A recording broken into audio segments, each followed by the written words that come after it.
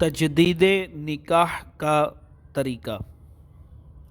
ہم نے اس سے پہلے تجدید ایمان کا طریقہ ہم نے پڑھے تھے، یہاں ہم تجدید نکاح کا طریقہ پڑھیں گے۔ تجدید نکاح کا معنی ہے نئے سرے سے نیا نکاح کرنا۔ یہ یاد رہے کہ اس کے لیے بہت سارے لوگوں کو اکٹھا کرنا ضروری نہیں۔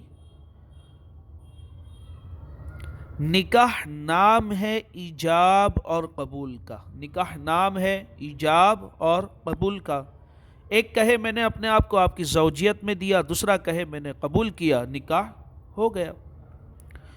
ہاں مگر ایک چیز دھیان رکھنی ہے، بوقت نکاح بطور گواہ کم از کم 2 مرد مسلمان یا 1 مرد مسلمان اور 2 مسلمان عورتوں کا حاضر ہونا لازمی ہے۔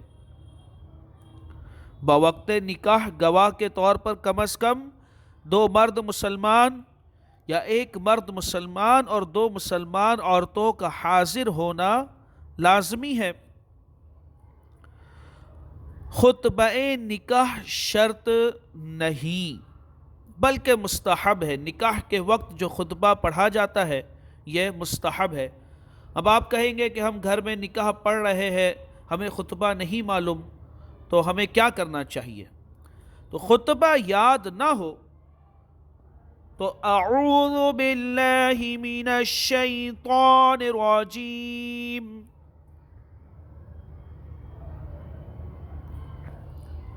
اور بسم اللہ الرحمن الرحیم کے بعد سورہ فاتحہ بھی پڑھ سکتے ہیں۔ یہ سمجھ لیجیے کہ آپ کا مختصر خطبہ بھی ہو گیا۔ کم از کم یہ بات ہمیشہ کام میں آنے والی بات ہے، توجہ سے سنیں۔ منیمم مہر اتنا ہونا چاہیے ہی چاہیے، کم از کم 10 درہم یعنی 2 تولہ 7.5 ماشا چاندی۔ موجودہ وزن کے حساب سے، آج کے دور کے حساب سے 30 گرام 618 ملی گرام چاندی،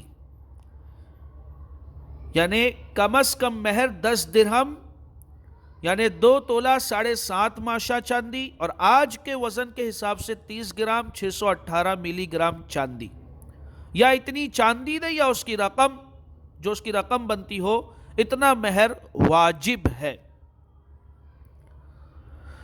مثلا آپ نے 786 روپے ادھار مہر کی نیت کر لی ہے، مگر یہ دیکھ لیجئے کہ مہر مقرر کرتے وقت مذکورہ چاندی کی قیمت یعنی 30 گرام 618 ملی گرام چاندی کی قیمت 786 روپے سے زائد تو نہیں، اس چیز کا دھیان رکھیے۔